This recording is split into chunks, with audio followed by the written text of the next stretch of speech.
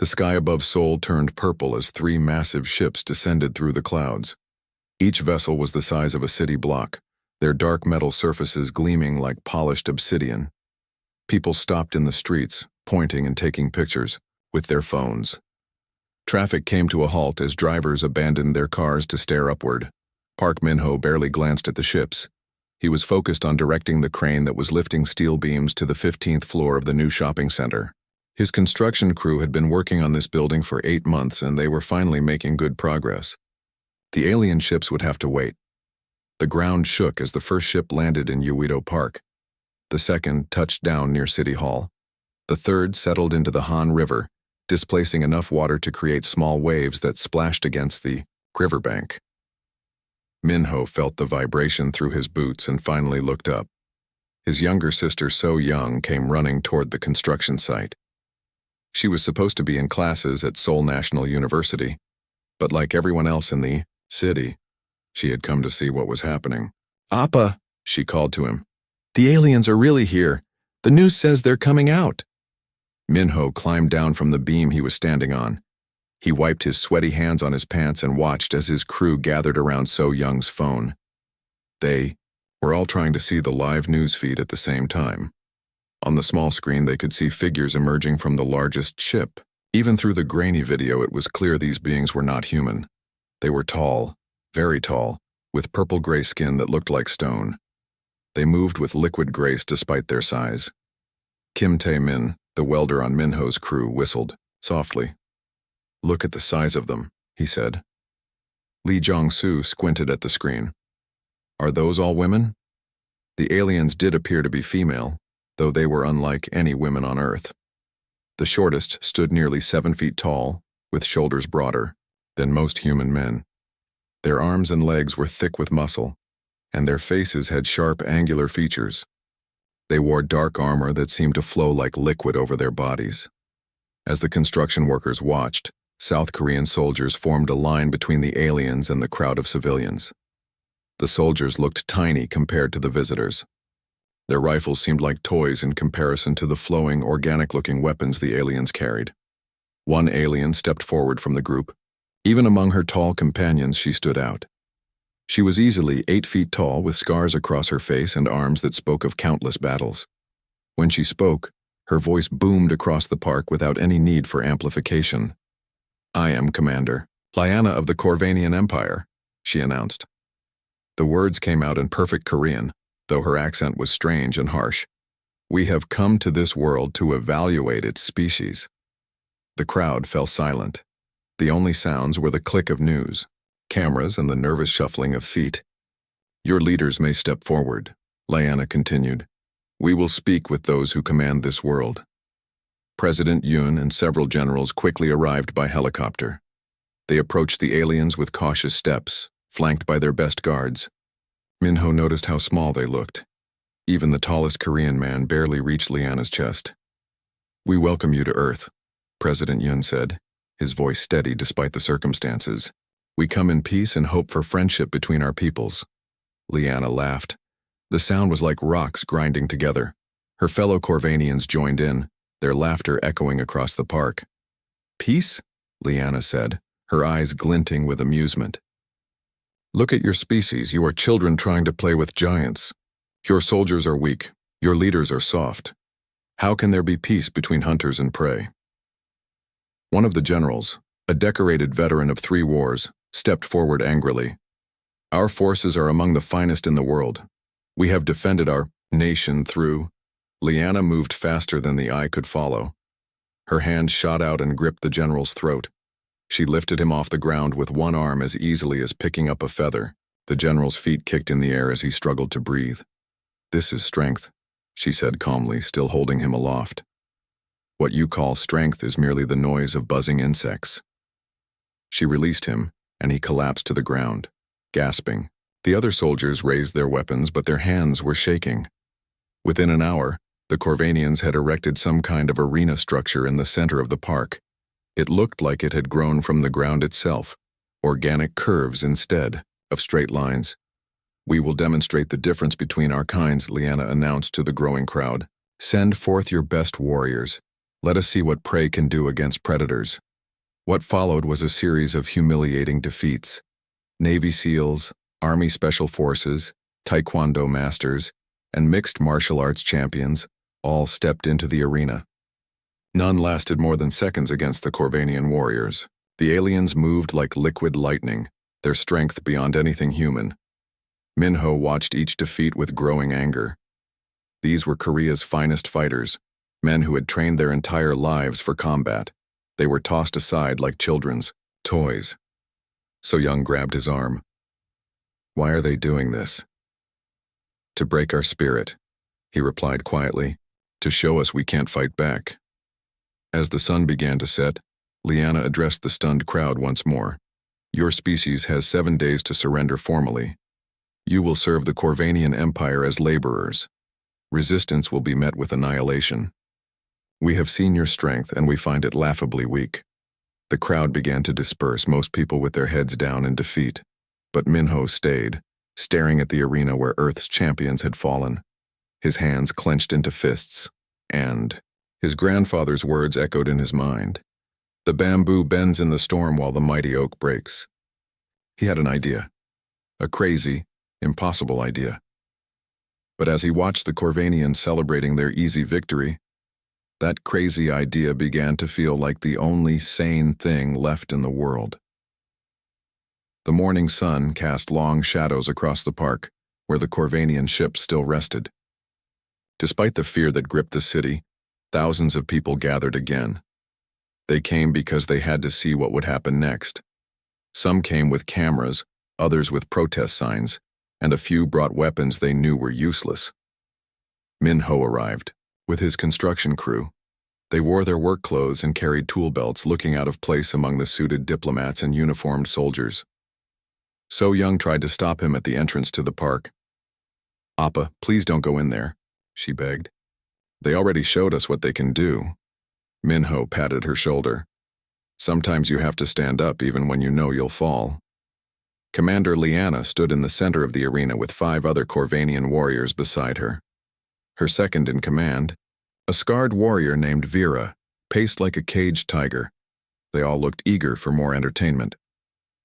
"People of Earth," Liana's voice boomed across the park. "Your leaders have not yet given us an answer. Perhaps they need more encouragement." She gestured to a line of captured soldiers who had been taken during the night. They knelt with their hands bound, heads down in defeat. "These are your protectors," she continued. "They came to attack our ships in the darkness like cowards. They will face execution unless your government surrenders within the hour." The crowd murmured with anger and fear. Several mothers in the front row wept as they recognized their sons among the prisoners. President Yun stepped forward with several ministers. "Commander Liana, please. These men were acting without orders. We are still considering your terms." Liana's eyes narrowed. "Considering? There is nothing to consider. You are prey. We are predators. This is the natural order." She held up a communication device. "Perhaps watching these men die will help you decide faster." Minho felt something break inside him. He had spent years building things, creating homes and schools and offices where people could live and work and dream. Now these aliens wanted to tear it all down to turn his people into slaves. He pushed through the crowd and stepped forward. "Wait." The park fell silent. Even the news helicopters hovering overhead seemed to pause. Liana looked down at Minho with amusement. "What is this?" she asked. "Another soldier hiding in workers' clothes?" "No," Minho said, his voice carrying, despite his nervousness. "I'm a builder. I build things." The Corvanians burst into laughter. Even some humans in the crowd chuckled nervously. A construction worker challenging aliens who had just defeated Special Forces soldiers. It seemed like madness. Vera pointed at Minho mockingly. "This is what Earth sends now? Not even a warrior, but a manual laborer?" Minho ignored the laughter. He looked directly at Liana. "I challenge you to single combat." The laughter died, instantly. Liana's expression changed from amusement to curiosity. "You?" she asked. "You challenge me?" "Yes," Minho said. "One-on-one. If I win, you release those prisoners and leave Earth alone for 1 month. And if you lose? Minho was quiet for a moment. When I lose, you can do whatever you want with me. But those men go free. Liana studied him carefully. He stood barely 5 feet and 8 inches tall. His hands were calloused from work, not combat. His clothes still had dust from yesterday's construction work. You know you cannot win, she stated. I know, Minho agreed. Then why? Minho looked at So Young in the crowd, then at his construction crew, then at the kneeling soldiers. Because sometimes fighting isn't about winning. Sometimes it's about showing that you won't quit. Vera snorted. Foolish prey thinking. It changes nothing. But Liana raised her hand for silence.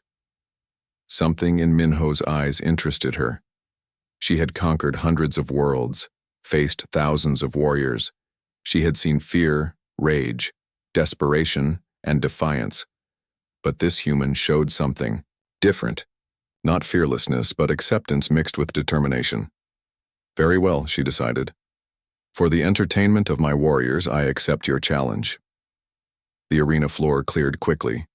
Diplomats and officials were moved to safety while the crowd pressed closer to the barriers. News cameras focused on the 2 figures in the center. Minho removed his hard hat and tool belt. He kept only a short length of chain that had been wrapped around his belt as an emergency rope. His grandfather had taught him to always carry rope or chain. You never knew when you might need to pull something or tie something down. Liana stood across from him, not even bothering to draw a weapon. Her purple skin rippled with muscle under the morning sun. Scars crisscrossed her arms and face like a roadmap of battles. Last chance to flee, little builder, she offered. Minho shook his head. My grandfather survived the Korean War by never running. I won't be the first in my family to turn my back on a fight. Liana smiled, showing teeth that seemed too sharp for any normal mouth. Your grandfather was lucky he never met a Corvanian. Maybe, Minho said, settling into a defensive position his grandfather had taught him. But he taught me that sometimes the bug wins by being too small to step on. The battle began without ceremony. Liana moved like lightning, her fist cutting through the air where Minho's head had been a second before. The wind from her missed punch knocked him sideways. Minho rolled and came up running. He had no illusions about matching her strength or speed. But he had worked in construction for 15 years. He knew about leverage, about using an opponent's strength against them, about finding the weak points in any structure. The fight lasted 23 minutes. 23 minutes longer than anyone expected. While Liana's punches could crack concrete, Minho was never quite where she expected him to be. He used the chain to tangle her legs, threw sand in her eyes, and employed every dirty trick his grandfather had taught him about street fighting. When the end came, it came suddenly. Liana caught Minho with a backhand that sent him flying across the arena. He hit the ground hard and stayed down, blood running from his mouth and nose. But as the medical team rushed forward, they saw something that stunned everyone. Minho was smiling, and on Liana's wrist, clear for all to see, was a purple bruise shaped like a chain link. In 300 years of conquest, no defeated enemy had ever marked Commander Liana's skin. The crowd cheered as if they had won. Minho had lost as everyone knew he would, but somehow in losing he had accomplished something impossible. As Minho was carried away, Liana stayed in the arena, staring at the bruise on her wrist. The mark of a simple human builder who had refused to quit. For the first time in her long life, Liana wondered if there might be more to these humans than met the eye. Minho woke up 3 days later in a room he didn't recognize. The walls were smooth and dark, like polished stone, but they glowed with a soft light that came from within. His body felt different. The pain was gone. Even the old ache in his left shoulder from a construction accident years ago had vanished. He tried to sit up and found he could move normally. His ribs, which he knew had been broken, felt fine. He looked at his hands and saw no bruises, no cuts. Even his calloused palms looked fresh and clean. The door to his room opened smoothly, making no sound. Vera entered, carrying a tray of food that looked strange but smelled wonderful. She set it on a small table and sat down across from him. You? Heal quickly for prey, she said, studying him with interest. Where am I? Minho asked. Aboard our ship, Vera replied. Commander Lyanna wanted you alive. She says you are curious. Minho stood and walked to what looked like a window. Outside, he could see Earth far below, its blue surface dotted with white clouds. They were in space. The prisoners, he asked. Released. As promised, Vera said. Lyanna honors her agreements, even with prey. Over the next few days, Minho found his situation strange. He wasn't exactly a prisoner, but he couldn't leave the ship. Corvanian warriors came to visit him. Some came to mock the weak human who had dared challenge their commander. Others seemed genuinely curious about how he had lasted so long in the fight. Lyanna herself came often. She would ask him questions about Earth, about humans, about his life. Minho told her about his family, his work, his country's history. She listened with the intense attention of a predator studying new prey. Your species is weak, she stated one day. Yet you refuse to accept this. Why? Minho thought carefully before answering. Maybe weakness means something different to us than it does to you. Explain. You see weakness as being small or slow, or easily broken, Minho said. We see weakness as giving up, as letting others decide our fate. Lyanna's scarred face showed no expression. Philosophy will not stop our weapons. Everything changed on the 5th day. Minho was talking with Vera about human architecture when alarms began blaring throughout the ship. The lights changed from soft white to harsh red, and a vibration ran through the floor. What's happening? Minho asked. Vera was already moving toward the door. Engine failure. Stay here. But Minho followed her into the corridor. Corvanian warriors were running past, shouting orders in their harsh language. The ship shook again, more violently this time. They reached the engine room, a vast space filled with machinery that defied understanding. Towers of crystal and metal pulsed with energy, connected by streams of light that flowed like rivers through the air. But something was wrong. Several towers were dark, their light dimming to nothing. Lyanna stood in the center of it all, surrounded by her engineers. Her usual calm was cracked, showing fury underneath. Report, she demanded. An engineer, his hands dancing over controls that appeared in the air, spoke rapidly. Cascade failure in the primary core. If we cannot stop it, the ship will die in 8 minutes. Can it be stopped? We are trying, Commander, but the system is locked. Our repairs cannot take hold. Minho watched as brilliant alien minds worked desperately to save their ship. Their technology was beyond anything he had ever seen. Yet they couldn't fix this problem. He thought about the broken systems, about the failure spreading through the ship. May I look? He asked quietly. The room went silent. All eyes turned to him. Lyanna's voice was dangerous. What? May I look at your engine? Minho repeated. Sometimes a fresh perspective helps. One engineer laughed harshly. A primitive cannot understand our technology. But Minho was already moving toward the failing systems. His construction experience told him something important. He could see the patterns the Corvanians couldn't. Where they saw elegant engineering, he saw a design that would fail under stress. You build everything to work perfectly, he said, running his hand along a power conductor. But what happens when one part breaks? The whole system has to die. He pointed to a series of connections. These are like electrical circuits back home. You've made them too clean, too efficient. When one fails, there's no backup path. Impossible, an engineer said. Redundancy is built into every system. Not the right kind, Minho said.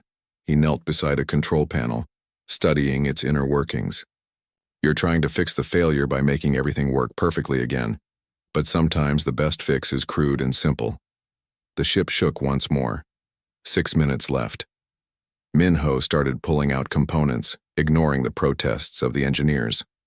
He began creating bypasses using pieces from different systems, connecting them with direct physical links instead of the flowing energy paths the Corvanians preferred. This is madness, Vera breathed. No, Minho said, working faster than he had ever worked in his life. This is construction. Sometimes you have to build around the problem instead of through it. With 30 seconds left on the countdown, the engines stabilized. The lights stopped flickering. The cascade failure stopped spreading. The room was silent except for the hum of working machinery. Minho sat back on his heels, exhausted. His bypass work looked ugly compared to the elegant Corvanian systems. Wires ran where energy beams should have flowed. Physical connections replaced wireless links. It was crude, basic, and entirely human. It also worked. Liana stared at the repairs, then at Minho. How?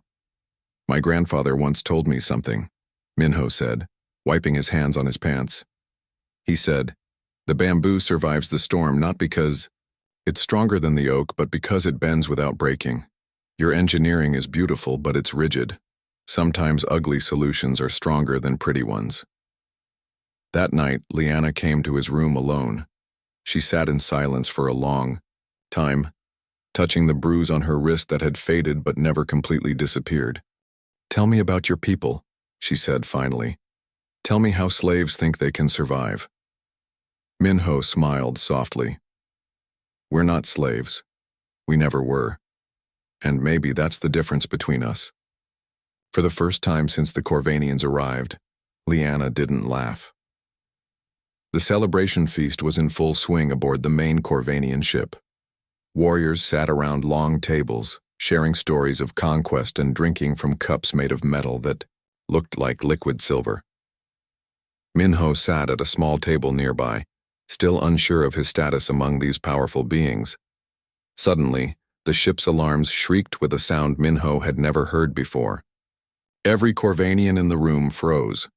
Their faces turned pale despite their purple skin, and fear filled their eyes. Vera burst into the room, her scarred face white with terror. Commander, long-range sensors detect them. Liana stood slowly. For the first time since Minho had known her, she looked afraid. Impossible. They haven't been seen for 1,000 years. What is it? Minho asked, but no one answered him. On the main screen, images appeared that made Minho's stomach turn. Ships, if they could be called ships, that looked like living nightmares. They were black and twisted, covered in spikes and writhing tentacles. They moved through space like giant insects, leaving trails of darkness behind them. The swarm, Liana whispered. The devourers have returned. More Corvanian ships appeared on the screen as the entire fleet moved into defensive positions. Minho watched as the two forces met in space above Earth's moon. The battle that followed was unlike anything he could have imagined. The Corvanians were mighty warriors, but their enemies adapted to every attack. When energy weapons destroyed one swarm ship, the others became immune to energy. When missiles worked, the next wave of enemies absorbed the explosions and used them for power. Within hours, half the Corvanian fleet was gone. Liana paced the command deck like a caged animal. Her warriors tried again and again, but nothing worked for long. Each victory became the seed of the next defeat. Commander, a younger warrior said nervously, perhaps we should retreat, regroup and return with greater force. Liana's hand moved faster than sight. The young warrior hit the wall and stayed down. Corvanians do not retreat from any enemy, but Minho could see the truth in her eyes. They were losing and she knew it. You're fighting them wrong, Minho said quietly. The command deck went silent. All eyes turned to the small human who had dared to speak. What did you say? Liana asked, her voice dangerous. Minho stepped forward, his heart racing but his voice steady. You're fighting them like they're just another enemy. But they're not. They're a disease. Explain quickly, or die now. Minho looked at the screens showing the endless battle. In construction, sometimes we have to deal with termites. You don't fight termites one by one. You can't win that way because they adapt too fast. You have to think differently. Vera snorted. You compare our enemies to insects? Yes, Minho said simply. When termites invade a building, we don't try to kill them all. We poison the whole structure. We change the environment so they can't survive. Liana studied him carefully. You propose what exactly? Let me coordinate a joint defense, Minho said. Your people and mine. We don't try to outfight them, we outwit them. Another Corvanian ship exploded on the screen. Time was running out. Liana made her choice. Do it. What followed was chaos, but organized chaos. Minho worked with Corvanian commanders to create something that had never existed before, a truly mixed force. Human ships, small and fast, darted between the massive Corvanian vessels like minnows around whales. But it wasn't the ships that mattered, it was the tactics. Stop trying to win every battle, Minho explained over the communication system. Hit them and run. Make them adapt to one thing, then switch to something completely different before they can learn. The Corvanians struggled with this idea. They were used to meeting force with greater force, but slowly they began to understand. Human pilots flew crazy patterns that made no sense to the swarm. When the enemy adapted to chaos, the Corvanians would attack in perfect formation. When the swarm learned to counter that, the humans would retreat while the Corvanians advanced, creating confusion in the enemy's responses. For hours the battle raged. Both sides took heavy losses. But slowly, the tide turned. The swarm's adaptation became their weakness, as Minho forced them to adapt to too many different tactics too quickly.